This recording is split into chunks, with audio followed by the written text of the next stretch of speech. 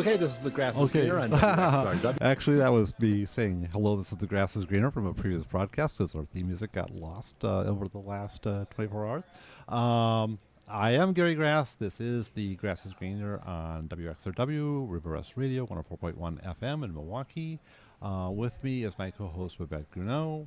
Hi, and tonight our guest is Hiba Rahim, Deputy Executive Director of the Council of American Islamic Relations in Florida. And welcome, Hiba. Hi, how are you guys? Oh, it's been a stressful day, but you know, it's we managed to get things sort of worked out before getting onto the air, so that's good. And we broadcast from this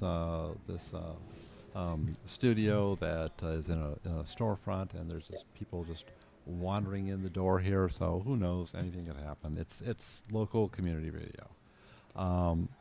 But we wanted to get you on here because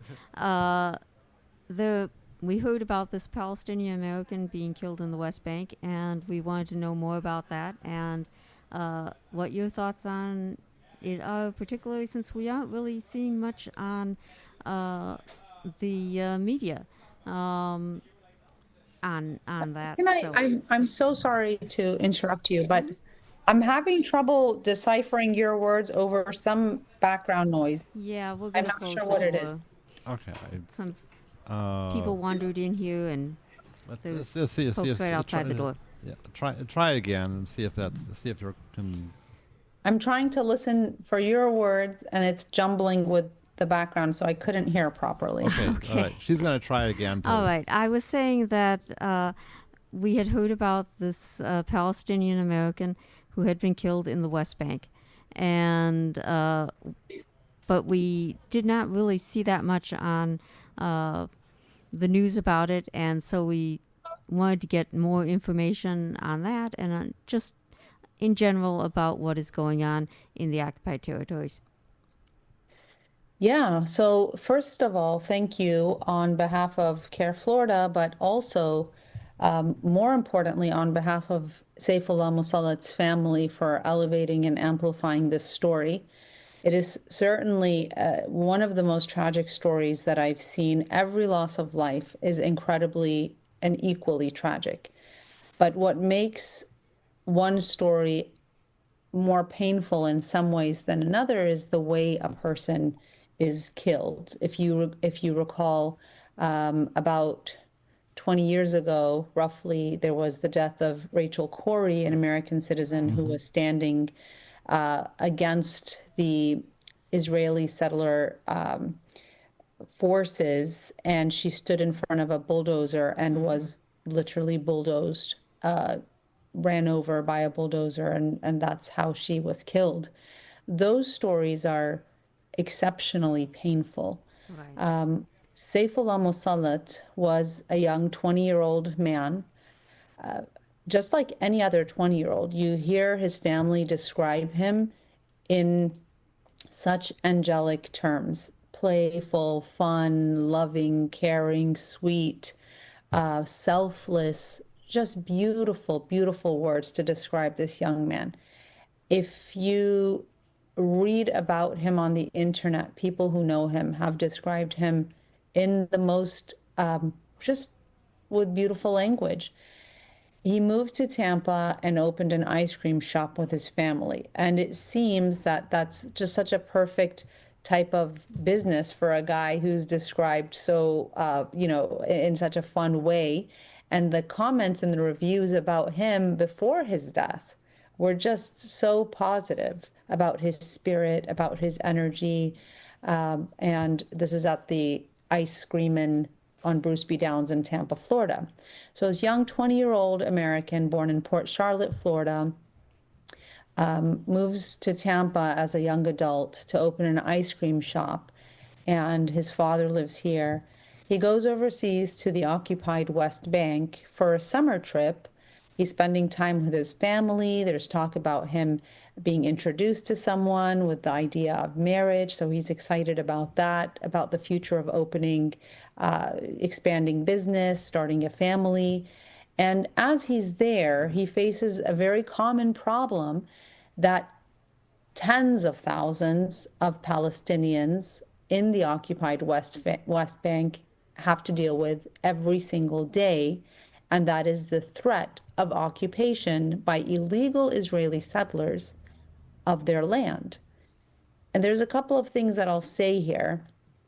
We can talk about it throughout the program, but it's good to pause and ask, why do we say illegal Israeli settlers? Is this a perspective? Is this a Muslim perspective? Is this a Palestinian perspective? Why do we say illegal Israeli settlers? Well, we'll come to that shortly, but these settlers regularly encroach upon Palestinian lands and through various means will take it forcibly. And in order to protect their lands, oftentimes Palestinians will camp out or refuse to leave certain property that belongs to them. They'll rotate or have people kind of just rotate turns to stay on the land, even if there's nothing there, to make sure nobody occupies it. Well, Sayafollah and two family members volunteered to spend time on land that is deeded to their family. And one day on July 11th, Friday, July 11th, they were ambushed.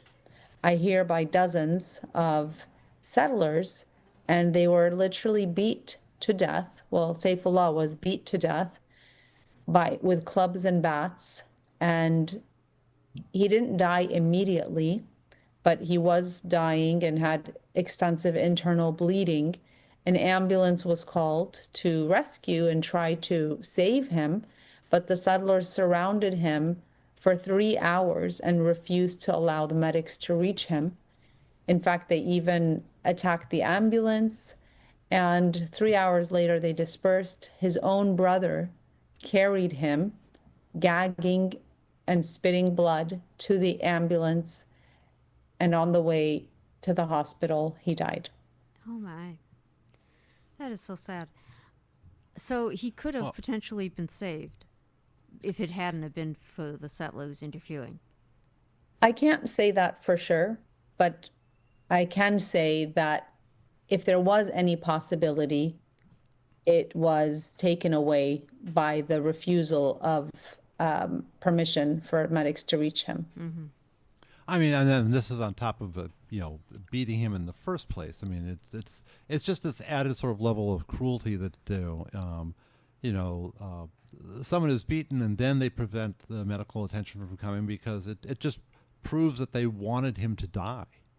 Mm-hmm. Absolutely. And they're constantly, this is a very common trend that the Israelis do, which is intimidation and bullying, incredible bullying. And there's a lot of language that goes into this. I mean, this was pure barbarism. But when you see some of the mainstream media reporting on it, like the New York Times the next day, it reports in this fashion. I took a screenshot of it. It says violent clashes between Palestinians and Israelis. Violent clashes has a certain framing that's associated with it. Violent clashes gives the impression that there are skirmishes, that there are, people who fighting. Exactly. Yeah. Exactly. I mean, when I eat a potato, I'm not in a clash or a skirmish with the potato. It's like it's one-sided. I eat the potato and it's eaten. I mean, the other thing that is constantly shows up in this is, Israeli Jews are killed, right? Other people are killed. Palestinians are never killed; they just die. Right. Absolutely. Absolutely. And that's why we've tried to really give accurate framing to this story. We say the occupied West Bank. We say illegal settlers. We say Sayafollah was murdered. We say his life was barbarically taken away. I mean, who kills somebody with clubs and bats? Seriously. So these are realities that the Palestinians have to face daily. In fact, in 2025, Oxfam reports that there's been the greatest exodus of Palestinians from the West Bank since 1967. We've had 40,000 Palestinians forcibly displaced without the right to return. These are violations of international law. And when we say forcibly displaced, it is through intimidation, through beatings, through arrests, through kidnappings, through accusations. And, you know, again, I mentioned intimidations, and that is the least aggressive form.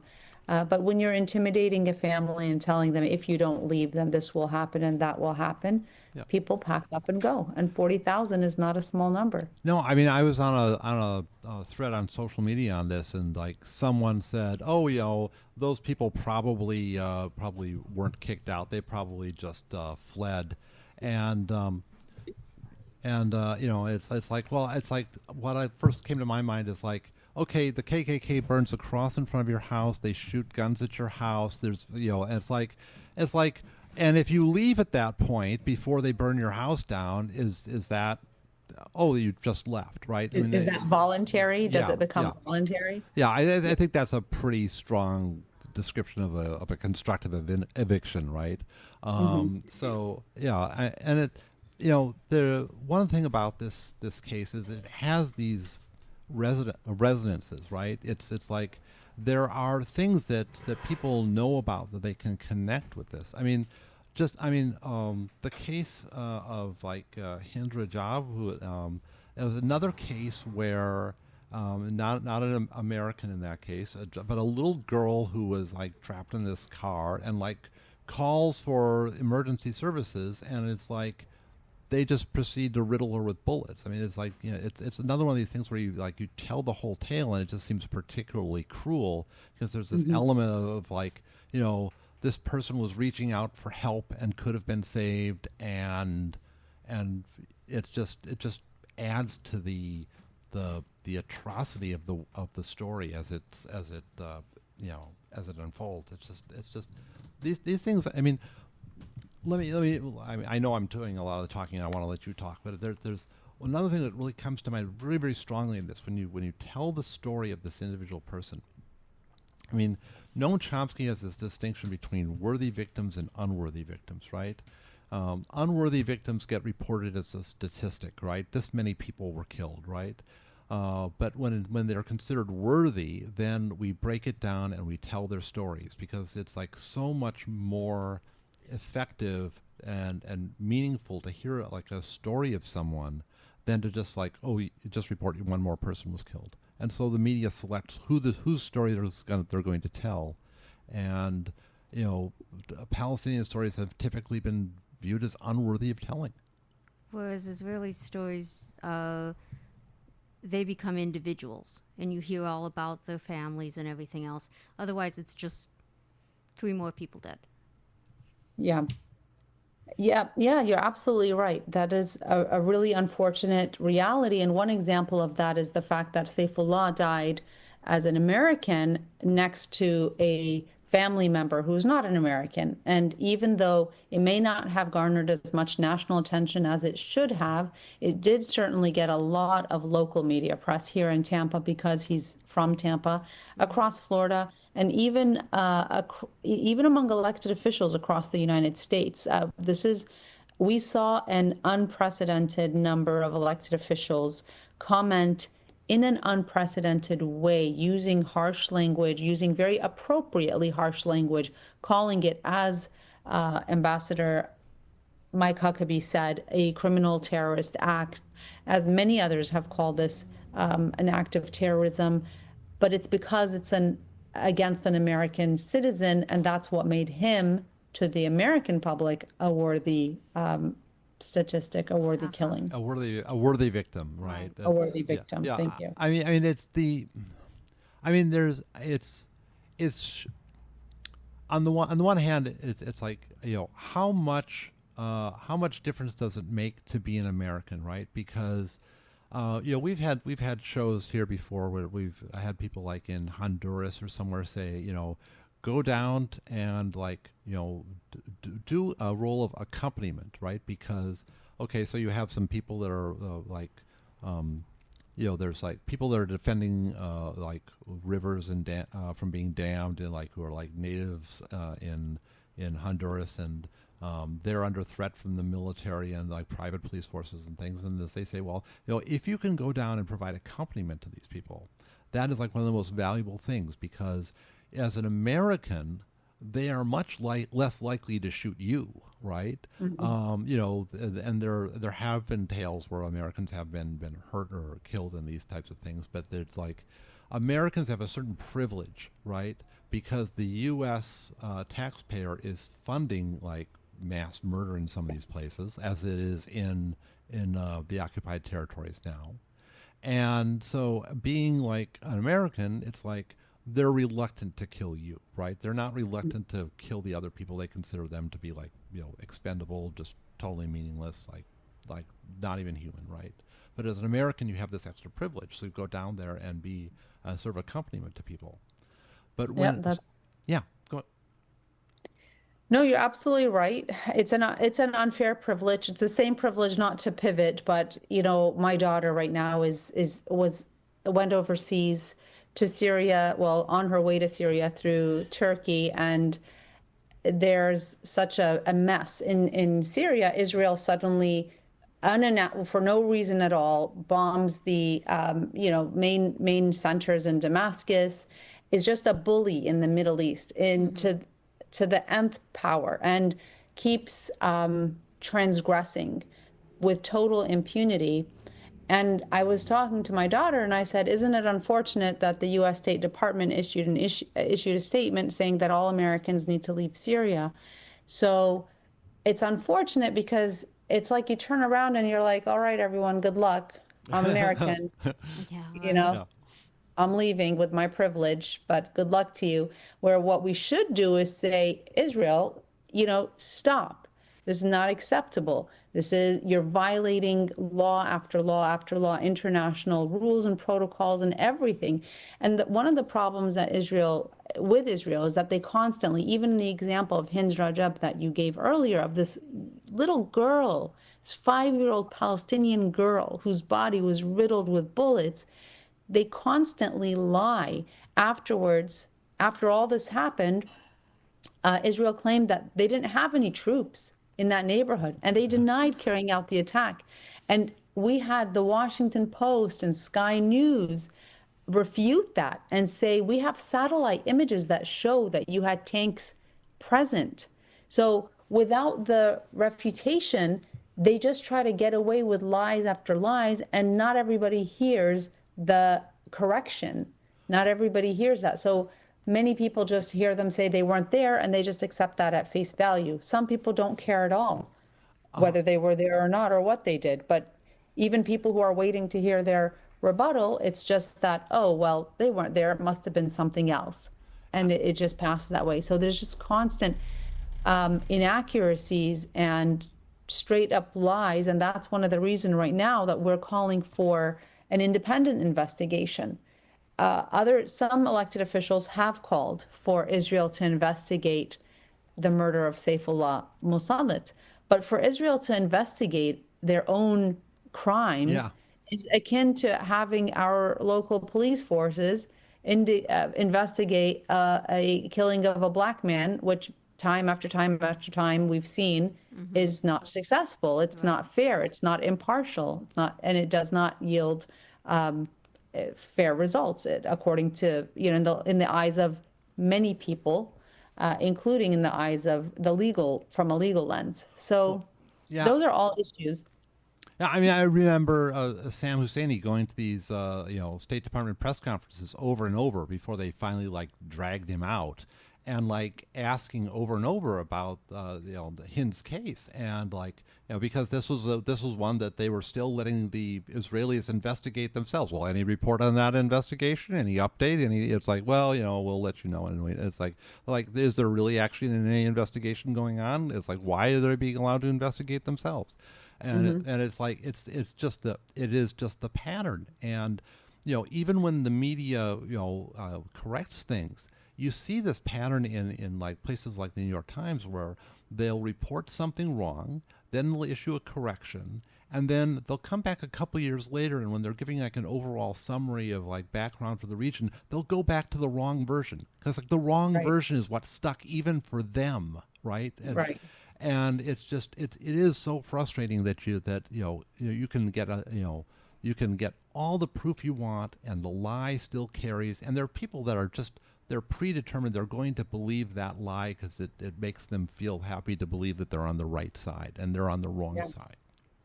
Yeah, and you're absolutely right. And there's another element to the ludicrous nature of Israel investing this case, and that is, as I alluded to at the beginning of our conversation, the settlers are there illegally. It's a violation of the Fourth Geneva Convention. They're breaking international law, but they are supported and backed by the Israeli government. So you can't have a government that supports an illegal occupation investigate the actions that are fall under the umbrella of illegal. I mean, murder is illegal and it is wrong, but so is the essence of their presence there. So it just doesn't make any sense to allow them to do that because they're both wrong, and the government is complicit in this murder through their permission of having these settlers there illegally. I don't know if you know. I mean, I don't actually know what the like legal status of a lot of these settlers are under Israeli law. It seems like it's sort of this kind of like to me, I mean, I may be completely wrong, but it seems like this sort of like wink, wink, nudge, nudge thing. That's like, we'll give you a bunch of money, and we'll have a bunch of people in the Knesset all say how wonderful you are and advocate that you do things that are completely illegal, and we won't make them technically legal, but we also just won't do anything about it. I mean, that's how it feels to me like it's doing. I don't know if that's accurate or not. I don't know, to be honest, what type of encouragement or incentives they get. I'm not sure. I just know that they're allowed to be there. Yeah, I mean, certainly, Israel could have done something to stop them and hasn't. But I mean, I do see these statements from like people in the Knesset that are like advocate and encourage it, and I don't think it's technically legal under Israeli law either. Just to walk into someone's house and steal it. I mean, I don't think they've gone so far as to say we're just going to legalize this now. But I think it's one of those things that they is technically illegal, but it is strongly encouraged, right? And though no one has ever been prosecuted for this. I've never heard of anyone like an illegal settler being prosecuted for illegal settlement. I don't think that ever exists. I mean, they're being they're treated like heroes by a lot of the people that are in the cabinet now, because you've got a lot of crazy people in the Israeli cabinet. Yeah. Do you know if the West Bank is? I mean, Gaza is under some type of. They're considered to be in a war zone, right? And they have different zones within Gaza, and kind of no-go zones, and where only the military is supposed to go, and if you're found there, you're shot. What is the situation in the West Bank? Do you know if it's sort of all a military zone now, or is it still somewhat considered civilian? I know it is considered under military occupation, but I don't know if they have certain areas of it that are Palestinian, independent Palestinian territory. I'm not sure. To my knowledge, it is called the occupied Palestinian territory because it is occupied by Israel. Mm-hmm. Yeah. I and supposedly they have the Palestinian Authority, which is sort of kind of this puppet regime for Israel, and cooperates with Israel, and they really have very few rights under the Oslo Accords anyway. They sort of gave up most of their sovereignty for like sort of this fake sovereignty, which was sort of always the plan. I mean, I don't know. I've got a lot of my own views on all of this stuff. I think I want to mention also like one of the precedents for this, because it's like another thing and going back to like the case of Shireen Abu Akleh, right? Because there you have another person who had American citizenship, killed by Israel. You had, again, like, they lied about it. The lies were proven wrong. They changed the lie to a different lie. They went through like every possible conceivable version, and after 7 different versions of the lies, they finally said, "Okay, yeah, fine. You know, one of our guys just shot her," and it's like, and there's again, zero repercussions, and it's like, you know, and this was an American, right? And it's like there've been a number of Americans that have been killed by Israel now, and it's like even when Americans get killed, it does just, it's like. I think if an American had gotten killed in like practically any other country on earth, it would be a really big deal. And, you know, maybe this is a little bit bigger deal than usual, right now in this case, but it still just seems like comparatively, this never would have happened in any other country. Right. You know, after they kill the first few Americans, they'd be under sanctions, right? We wouldn't be like giving them the store. You're right. And former Congress what does he represent? Matt Gaetz for Florida mentioned in a piece that he did about this that since 2022, 8 Americans have been killed. Another congressional member wrote specifically by name. There were a number of Americans killed. 17-year-old Mohammed Al-Khudur on February 10th, 2024. You know, I'm sure everybody still remembers Ayşe Nur Egi, the Turkish American who's 26 years old. She was killed also in 2024. We have Tawfiq Abdul-Jabbar, 17 years old, killed also in 2024. And of course, from New Jersey, a young 14-year-old who was picking olives from the olive tree and was killed. So there was no skirmishes or clashes or anything like that. And sometimes family don't like to go public with these stories because of the backlash and the doxing and the negative attention and the negative media and then the attacks that they can anticipate might happen because of this. So some of these stories do make it to mainstream media. Some of them only make it to local media, but some of them don't make it to public spaces at all because of families' fear of backlash. And that's another tactic of bullying and intimidation. And we have these conversations with people, whether people are victims of, you know, this type of extreme violence or even Islamophobia in general, which is certainly on the rise in the United States and in Florida, particularly where we are. We have a lot of families who don't want to go public with stories because of the fear of negative backlash. And that negative backlash is real, by the way. So you're saying backlash here, not backlash of the other family members who might be in the West Bank? Oh, it's definitely both. So family members in the West Bank are at risk of being targeted, are at risk. You remember the, what was the name of the Oscar movie? Not My Land. Oh, yeah. The producer of that film was literally ambushed and killed in his own home in the occupied West Bank. So the threat of violence against people who want to publicize Israeli atrocities is real, it's documented, and it's consistent. But that threat also extends to the United States, where you have Zionist entities and individuals and Islamophobes who monitor and track these things and target individuals and then come after them through doxing campaigns, which is one of the cases that CAIR-Florida is working on right now. It is not related to Sayfullah's case, but it is related to the Israeli aggressions in Palestine and posting and being vocal about Israel's aggressions in Palestine and against Palestinians and their genocide in Gaza specifically, as many people have become very vocal against Israel's genocide of Gaza. They are facing firing here in Florida, and their personal property is being vandalized. Cars are being keyed with the Israeli flag. We have story after story after story of individuals who are doxxed, who get fired. And even there's a case of a teacher who was fired from public school because of posts on her personal page. Okay. She was fired from public school, and her child was also kicked out of school and asked to, he was expelled. Oh my. So yeah. these threats and intimidation are regular. We deal with it as a Muslim civil rights organization. CAIR National deals with it as the national branch of the Council on American Islamic Relations. And we can't even keep up with it. We don't have the staff necessary to keep up with the number of cases we're receiving.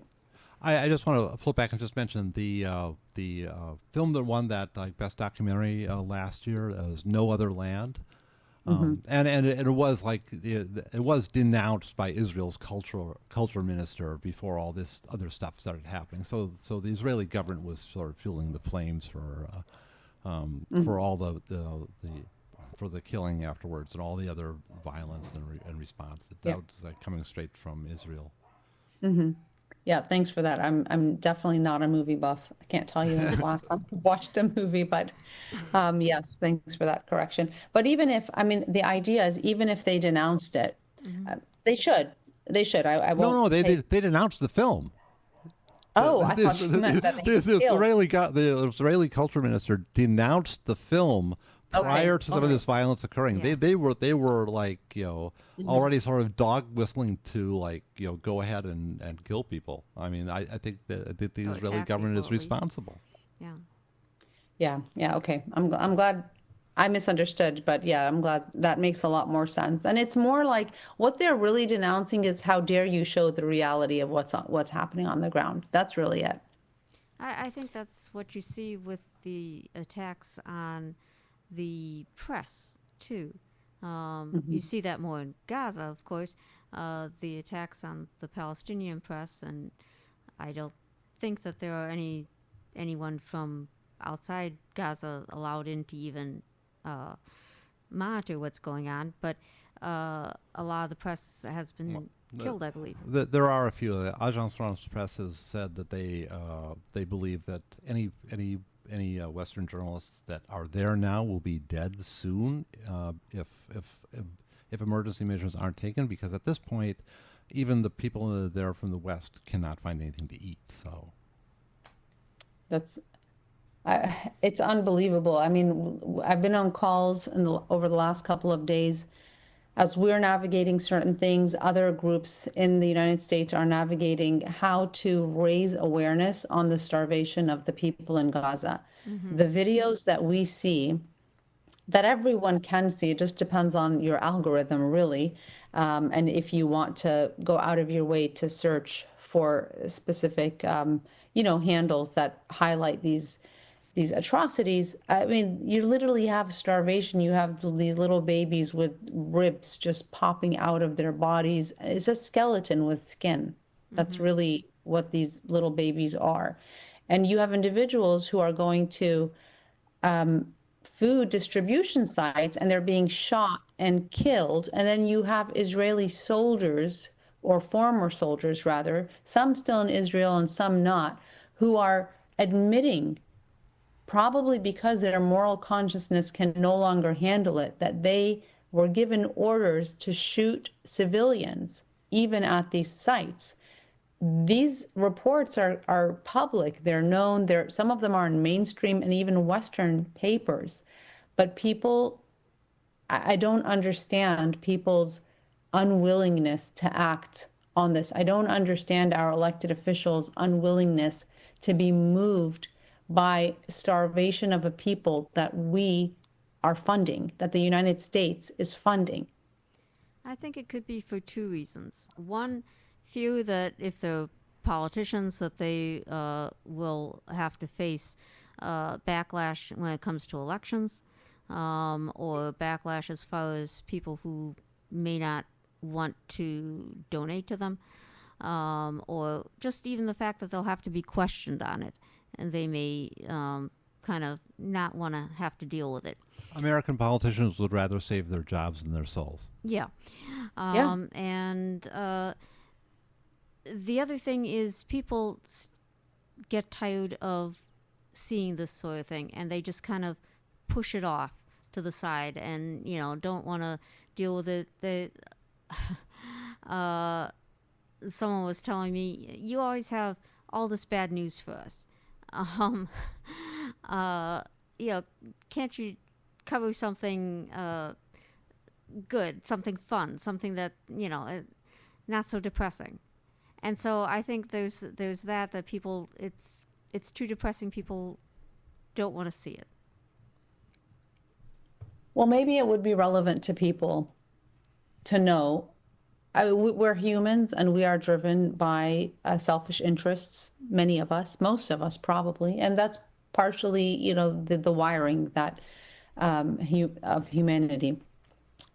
So it may be important for people to understand, maybe not that this genocide is happening and you should care, but that this genocide is happening because your tax money is being sent there, and that tax money could be used to help you instead of to fund this devastation.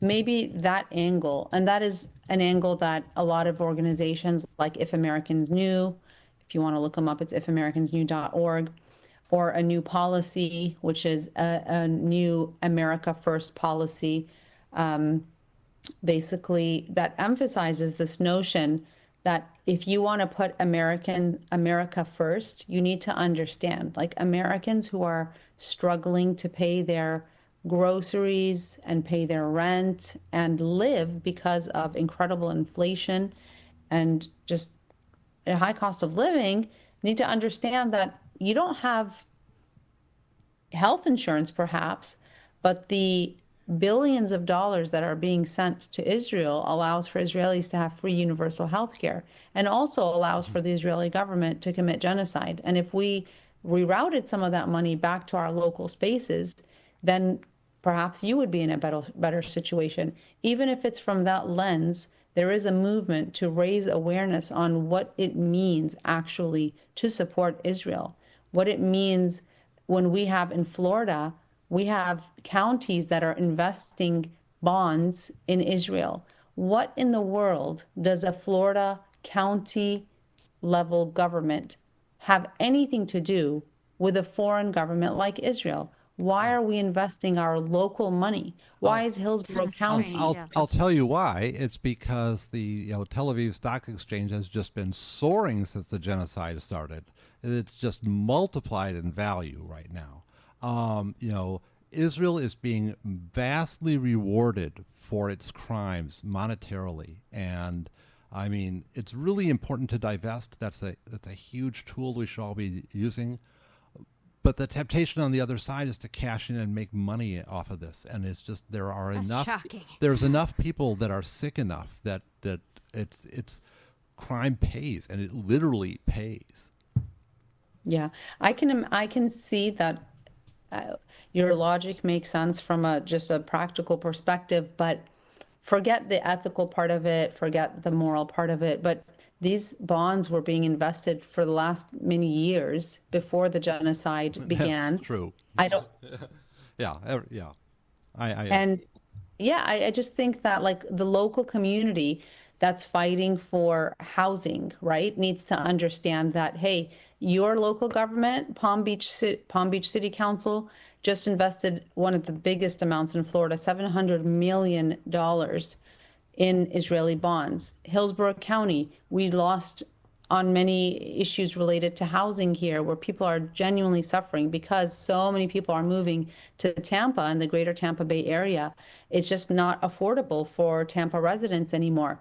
So we're losing on support for our local residents because we're investing $25 million in Israeli bonds. If people can open their eyes to see this and divest, if not for moral purposes, but for personal purposes, I would take that. That's enough. You can, divest for whatever reason you want, but understand that investing in Israel not only hurts Palestinians, it's hurting Americans severely.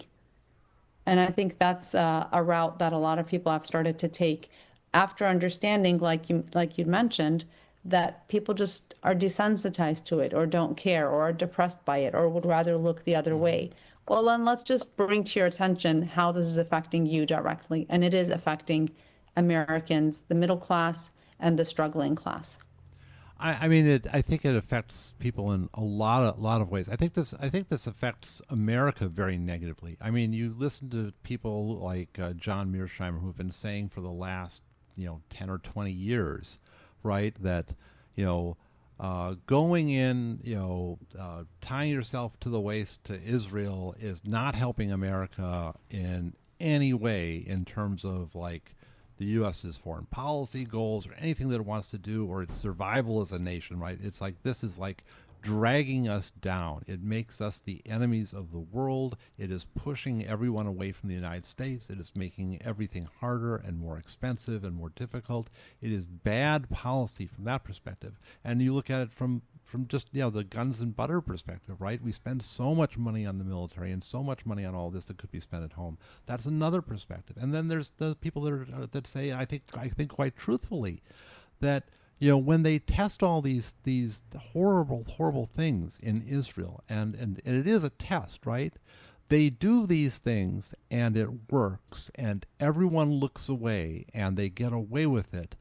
That is a signal for what someone is eventually going to try to do to you, and they will know they can get away with it because they saw what Israel did and what they got away with, and so this is just a mad cycle downward for everyone.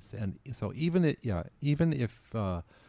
you don't have any sort of interest for your fellow human beings, if that's cut off from you from some way by some sort of racism or bigotry or whatever, self-interest is a great reason to want to save people. Any reason is a great reason to save people.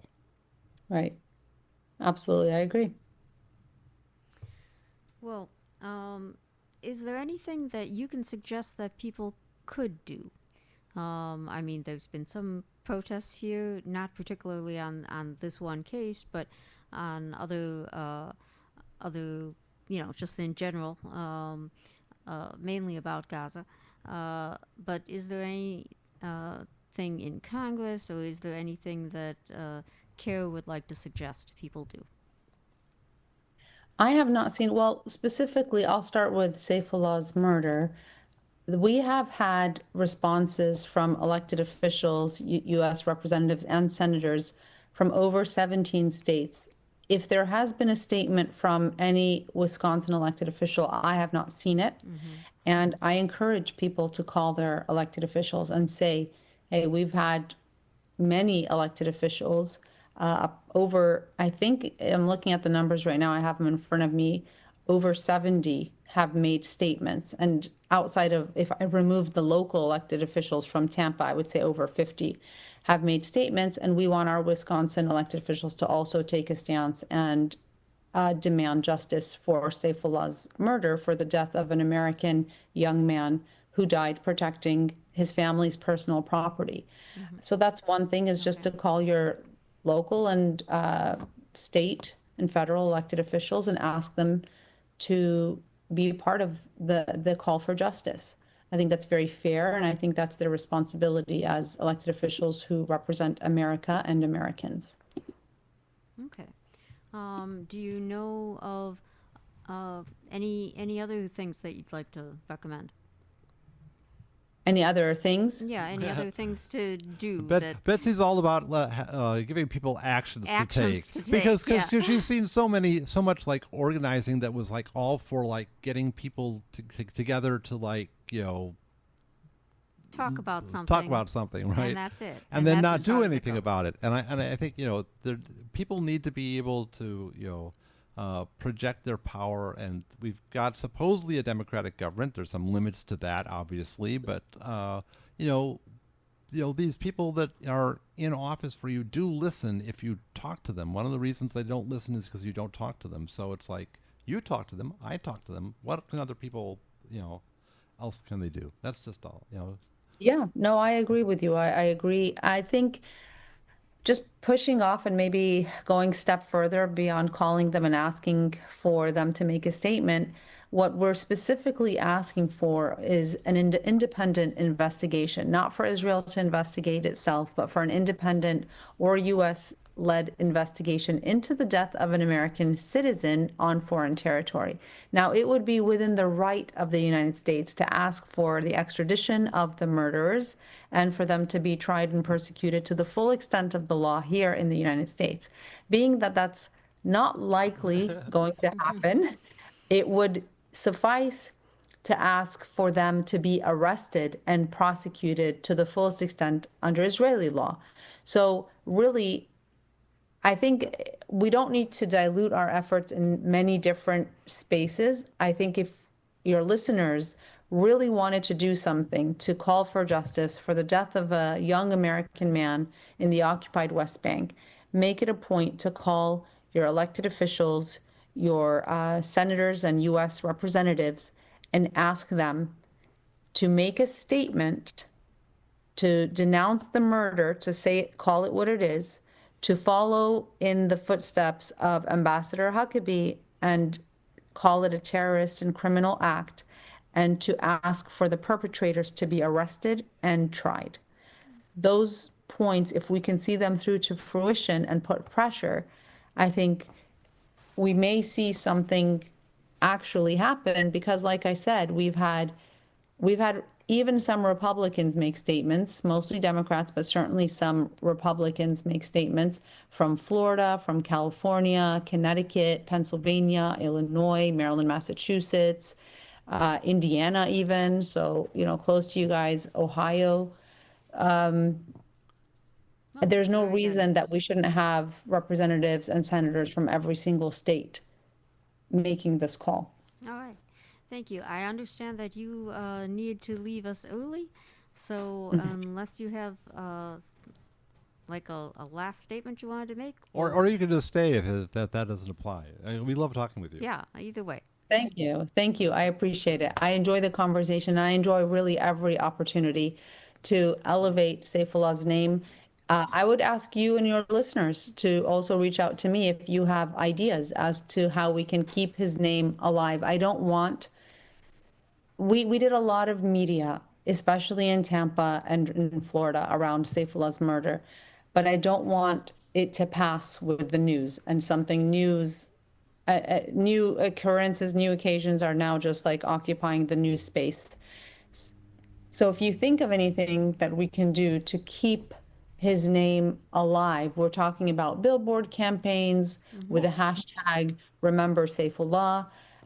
We're talking about, just kind of awareness campaigns that can keep the momentum going and make sure that people recognize this is happening, it needs to stop, and whatever way we can get that, whether it's through directing the attention to how this affects you personally or what is happening actually overseas, feel free to share those thoughts with me as well. I have one idea right now, which is, and this is for us locally. This isn't for you nationally, but we have a local Palestinian American friend of ours who's been on the show who has put up these murals around town for like Black Lives Matter and different people that were killed by the police and save their names.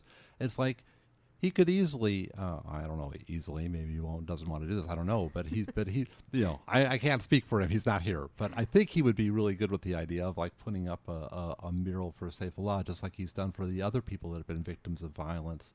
Maybe we can put you two together and you can get more information to him about Sayfullah. And also, I know that he's been recently doing like biking tours and they had like, I don't know, maybe 40, 50 people on the last bike tour that went around to some of the suburbs and trying to get just the whole idea of kind of touring on the bikes and yelling about Palestine. But it was a very peaceful, very, nifty thing, because you wouldn't think of that as being something you do. A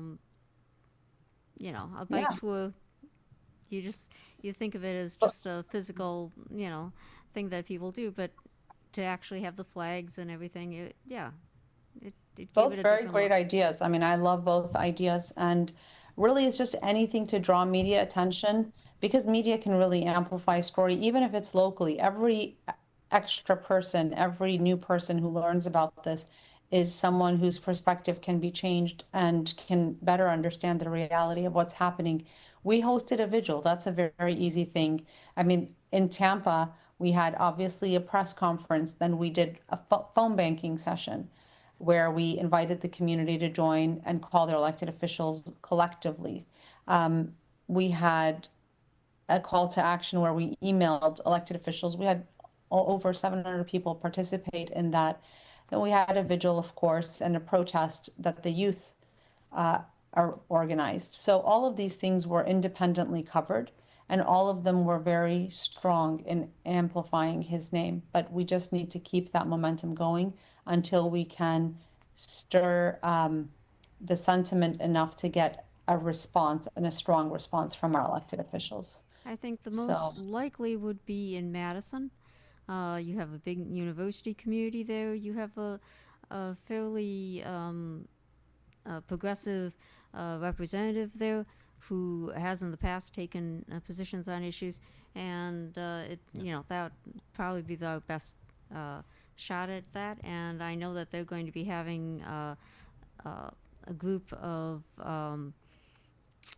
ministers doing a Christian, like Christians for Palestine, that type of event. And so that's coming up this next week. So, that's potentially something we could raise there. good. And feel free to reach out to me if I can be of any support. I'd be happy to help. All right. Okay, well, I'm very glad to hear that. One of us will probably be reaching out to you again. I'm certain someone will. I'm very glad you were on the program, and I don't know if there's anything else you want to say. Partly it's because I love talking with you, and partly it's because I don't want to have to extemporize after you're gone. So, But we also know that you had something else you needed to get to. Yes, I do. But we're just a few minutes from the hour, so I'll hang out for a little bit Okay. more. all right, I'm very glad to hear it. I guess one thing I would say is all of these, all the sort of repercussions that people can face. I think people, I've said this before. I think people are all over the map in terms of their fear level. I think some people are like unduly afraid to speak out because they're afraid that they'll be accused of anti-Semitism. They'll face some sort of backlash, right? And I think there are other people that are very bold and just steam ahead, and it's like I kind of admire their recklessness. I think it's just astonishing to me how this whole thing is flipped around, and you point out these like obvious, just horrible facts, and just saying that makes you somehow anti-Semitic. Yeah. And there is a big push across the United States, including in states like Florida, of course, where it is now criminal to publicly support the boycott of Israel. Oh my. And it's unbelievable. It's just I have no words. I'm actually trying to look up. I had one of our interns trying to look up certain new laws that were signed into place July 1st by Governor DeSantis. I'll find one of them as we're talking, but another one also just like this is not related to the boycotts that I mentioned, but it's HB 669, which is on Israeli bonds, which basically prohibits a local government's investment policy from requiring that there be a minimum bond rating for investments. So basically, it's so ludicrous. I can't even believe this was signed into law, but basically it says that it used to be where there are certain bond ratings, like this is really safe, the investment's going to be good, this one is not, is a little risky. And that way people can make educated decisions. Like if you're going to invest in Israeli bonds, let it at least be in the safe ones, etc. So now this one prohibits the local government's policy from identifying which ones are rated in which ways. So now it's just like fair game, and you don't even really have a good idea what you're investing in and the risk level. So yeah, that's it. That's amazing. I mean, we had an anti-investment law, anti-divestment law being proposed here, and I don't even know whether it passed. And I'm pretty sure it's not in effect. But I read the bill, and it like had an out like says, well, you can decline to invest in Israel for like purely business reasons, right? It's like it can't be because you don't like Israel, but it can be for legitimate business reasons that you think it would be a bad investment. And Florida has gone one step beyond that and like taken out that loophole and said, no, even if it's a crappy investment and you will lose all your money, you must still invest. Mm-hmm. Yeah. Oh, Yeah. dear. You hear a lot about anti-Semitism. Do you hear about Islamophobia? Yeah. I mean, Are you asking? You're asking the executive director of CAIR whether she's heard of about it, but I mean, Islamophobia. you hear about things related to that, but I mean, I don't really hear about that in the regular press, so, Well, I don't know it's certainly not as mainstream as anti-Semitism. We don't even have policies or definitions like, there's the IHRA definition, there's just multiple definitions of anti-Semitism. We don't have that type of, we just don't have those types of definitions in place, and we are working on it, but certainly not to with the same degree of success that anti-Semitism has had. But it needs to be, we are discussing it, I should say. We're discussing it heavily and making sure that people are aware at government levels as we simultaneously try to codify that type of language. My opinion, in talking with some officials in that, has been that they almost don't realize that is a thing, that Islamophobia is a thing, that that they should be aware of. And it's such a huge thing. It is, absolutely. There's so many cases of Islamophobia regularly. In fact, one of our local news channels, and this is what happens when you establish good relationships with your local media, they'll be highlighting Islamophobia specifically. So we're in the process of gathering cases and sharing it with the local news channel so that they can highlight it and showcase, like, right, this is an actual display via example or examples plural of what people are facing. I went to the mosque the other day and I stood up after prayers and I said, hey, we're trying to collect stories. How many people face something basic? Like, I just wanted to know how many people face comments, negative comments from the community at large. I mean, so many hands went up.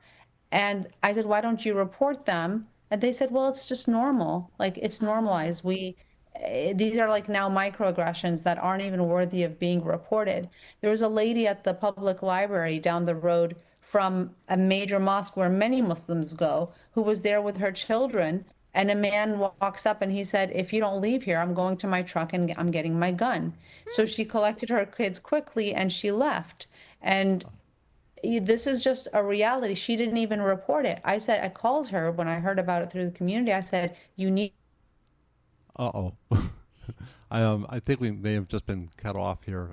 It's our show is supposed to end up just right then. So, are you